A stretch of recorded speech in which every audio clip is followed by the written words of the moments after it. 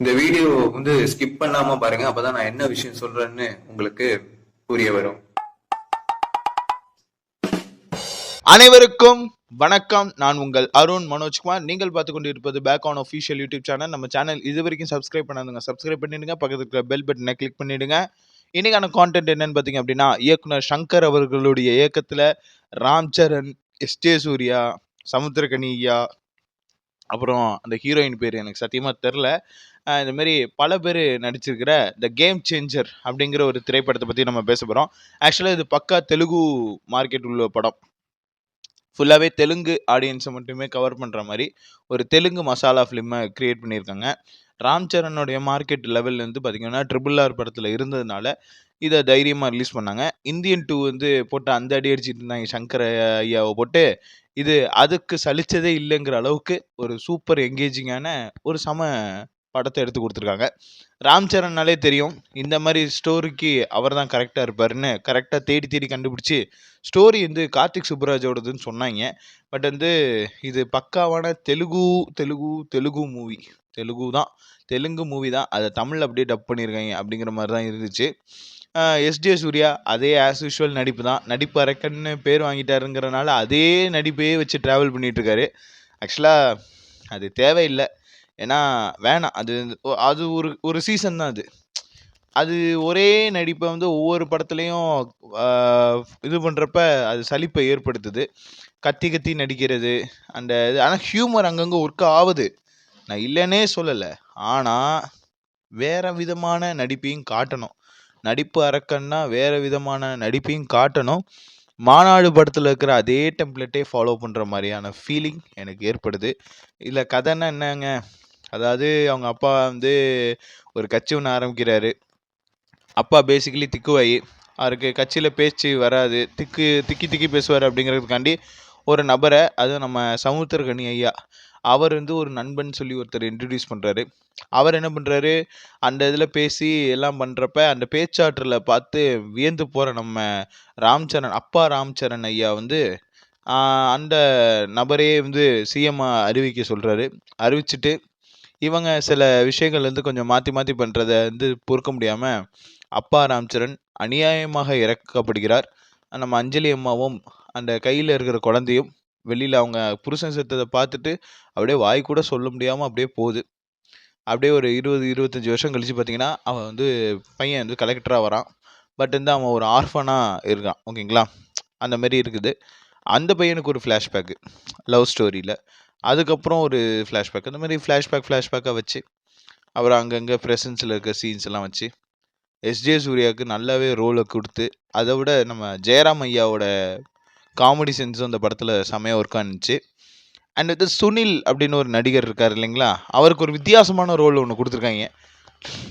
டவாலிலே இப்படி ஒரு டவாலியை நான் பார்த்ததே இல்லைங்கிற அளவுக்கு ஒரு ரோல் கொடுத்துருந்தாங்க. அப்புறம் ஆஸ் யூஷுவல் பிரம்மானந்தத்தோடைய கேமியோ அப்பியரன்ஸ் அண்ட் ஒரு சில கலெக்டரேட்டுடைய விஷயங்கள் எல்லாமே. கலெக்டர்னால் வெறும் லீவ், மாவட்டத்துக்கு லீவ் அறிவிக்கிறது, எலெக்ஷன் கமிஷன் நடத்துறது, இல்லைன்னா ஏதாவது ஒரு ஃபங்க்ஷனில் ஜஸ்ட்டு ஸ்பீச் கொடுத்துட்டு போகிறது, அது மட்டும் தான் கலெக்டரேட்டுன்னு நினச்சேன்.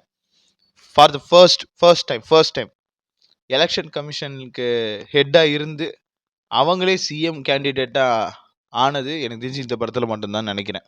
சிஎம் ஆனதே இந்த படத்தில் தான் நினைக்கிறேன். அந்தளவுக்கு ரொம்ப ஆச்சரியமூட்டும் ஒரு அதிசய திரைப்படமாக த கேம் சேஞ்சர். இது கேம் சேஞ்சர் மட்டும் கிடையாது, ஒட்டுமொத்த சினிமேட்டிக்கல் வியூவையே சேஞ்ச் பண்ணியிருக்கு. ஒட்டுமொத்த பொலிட்டிக்கலையே வியூவையும் சேஞ்ச் பண்ணியிருக்கு. சமுத்திரகனி ஐயா இந்த இடத்துல கொஞ்சம் நல்ல ஒரு வேஷம், ரொம்ப வருஷம் கழிச்சு இப்போ தான் நல்ல ஒரு வேஷம் போடுறப்பல நல்லா இருக்குது. அதாவது பாசிட்டிவான ரோல் சொன்னேன் கைஸ். ஏன்னா நடுவில் கொஞ்சம் நெகட்டிவ் ரோலில் பார்த்து எங்களுக்கெல்லாம் புளிச்சு போச்சு. எப்படா அந்த பழைய சமுத்திரகனியை நம்ம பார்ப்போம் அப்படின்னு இருந்தேன். நம்ம சங்கர் ஐயாவோட புண்ணியத்தில் அதை நான் பார்த்துட்டேன். ஓகேங்களா, இந்தியன் 2 கூட பார்த்திங்க அப்படின்னா ஒரு சின்ன நெகட்டிவ் ரோல் பண்ணியிருப்பாப்புல. இதில் கம்ப்ளீட்டாகவே பாசிட்டிவாக பண்ணியிருந்தாப்புல. ஹீரோயினே இந்த படத்துக்கு தேவையே இல்லை. ஹீரோயின் சம்மந்தமான காட்சிகள் எல்லாம் எடுத்தால் கூட அந்த படத்துக்கு எந்த ஃப்ளோவும் கெட்டு போகாது. ஆனால் ஹீரோயினை பர்பஸ்ஃபுல்லாக வச்சுருக்கிறது காரணம் என்னென்னா, அது கமர்ஷியலான படத்தில் அது இருக்கணும் அப்படிங்கிறதுக்காக. வேறு ஓவராலாக இந்த படத்தை பற்றி சொல்லணுன்னா, ஒன் டைம் வாட்சபிள் மூவி அவ்வளோதான். ஆனால் எஸ்ஜே சூர்யா ஒரே ஃபார்மேட்டில் நடிச்சிட்டு இருக்காரு. அது கொஞ்சம் கொஞ்சம் தவிர்க்கலாம். ஓகேங்களா? அதுதான் கொஞ்சம் எங்களுக்கு கொஞ்சம் ஏன்னா மனுஷனை ஒரே ஃபார்மேட்டில் பார்க்குறோம். வேறு மாதிரியான ரோல்லாம் எடுத்து நடிக்கலாம். வெறுமனே வில்லனிசம்னு சொல்லிட்டு இது மாதிரி பண்ணாமல் ஒரு சட்டிலான நடிப்பையும் காட்டலாம். ஒரு இசை படம் பார்த்துருப்பீங்கன்னு நினைக்கிறேன். இசை படம் இறைவி இதில் எல்லாம் வேற மாதிரி நடிச்சிருப்பாப்புல. ஓகேங்களா? அந்த நடிப்பை நான் பார்க்கணுன்னு ஆசைப்பட்றேன். இந்த கத்தி நடிக்கிறது, கத்தி பேசுகிற மாதிரி இது பண்ணுறது, அப்புறம் வந்து அந்த மேனரிசம் வந்து ஒரே டெம்ப்ளேட்டாக இருக்குது. அந்த டெம்ப்ளேட்டை மட்டும் மாற்றினா நல்லாயிருக்கும்னு நான் நினைக்கிறேன். ராம் சரண் பற்றி நம்ம சொல்லவே வேணாம்ப்பா. மொதல் சீன்லேருந்தே தெறிக்க விட்டுட்டு தான் இருக்காப்புல. அப்படியே கேஷுவலாக இருக்கிறாப்புல. எவ்வளோ அடி வாங்கினாலும் அடுத்த ஷாட்லேயே பார்த்திங்க அப்படின்னா அப்படியே ஃப்ரெஷ்ஷாக ஃப்ரிட்ஜில் வந்து ஆப்பிள் மாதிரி இருக்காப்புல. வேறு லெவல் தான். அவ்வளோதான். ஆக்சுவலாக இது நேரடி தமிழ் படமாக இருந்தது தான் இந்நேரம் பக்காவான ட்ரோல் மெட்டீரியலாக இருந்திருக்கும். இது தெலுங்கு படங்கிறனால அவங்க அப்படி தான் எடுப்பாங்கன்ட்டு நம்மளும் சேர்ந்து அவங்களுக்குள்ள படமாகவே எடுத்துட்டாங்க. இதில் பெருசாக எந்த இடத்துலையும் ஸ்டூடியோ டைப்பை நான் பார்க்காத மாதிரி எனக்கு ஃபீல் ஆகுது. I personally feel stereo type எங்கேயும் நான் பார்க்கல அப்படிங்கிற மாதிரி எனக்கு ஃபீல் ஆனிச்சு. ஆனால் அதுக்கும் ஒரு சீன் இருந்துச்சு. நம்ம கெமிஸ்ட்ரி ப்ரொஃபஸரோடைய ஸ்பீச்சு, ஒரு பொண்ணை பார்த்து பேசுகிற ஸ்பீச்சு, அதுலேயும் லைட்டாக ஒரு ஸ்டீரியோ டைப் இருந்துச்சு. அது மாதிரி நிறையா விஷயங்கள் நடந்துச்சு. ஓகேங்களா? ஆமாம். எனக்கு எப்படி சொல்கிறது, ஓவராலாக சொல்லும்போது ஒரு கலெக்டரேட்டோடைய மொத்த விஷயத்தையும் ஒரு சில விஷயங்கள்லாம் அதை எடுத்து கொஞ்சம் ஒரு படமாக ஒரு கமர்ஷியல் படத்தில் அதெல்லாம் இன்ஃப்ளூயன்ஸ் பண்ணி சொல்லி, இதில் மெயினான ஒரு கருத்து என்னென்னா, ஓட்டுக்கு காசு வாங்கலாம் தப்பு இல்லை. ஆனால் அந்த காசு யார் கொடுக்குறாங்களோ அவங்களுக்கு ஓட்டு போடாதீங்க, நேர்மையாக அரசியல் பண்ணுறவங்களுக்கு ஓட்டு போடுங்க அப்படிங்கிற ஒரு விஷயத்த வலியுறுத்தி சொல்லும் திரைப்படமாக இந்த கேம் சேஞ்சர் திரைப்படம் இருக்குது. அது ஏன் பர்டிகுலராக ஆந்திராவை குறி வச்சுருக்காங்க அப்படின்னா, இது தெலுங்கு படம் அப்படிங்கிறதுக்காண்டி. ஏன் தெலுங்கானா ஏன் சொல்ல மாட்டாங்க அப்படின்னா அதெல்லாம் எனக்கு தெரியாது. ஆனால் ஹைதராபாத் தெலுங்கானாவில் தான் இருக்குது. ஓகேங்களா? இவங்க வந்து விசாகப்பட்டினத்தில் இருக்கிற கலெக்டரேட் அந்த ரோல்லே அந்த இதுலேயே போயிட்டுருக்காங்க. வாவ், நல்ல செம்ம லாஜிக்காக எடுத்திருக்காங்க.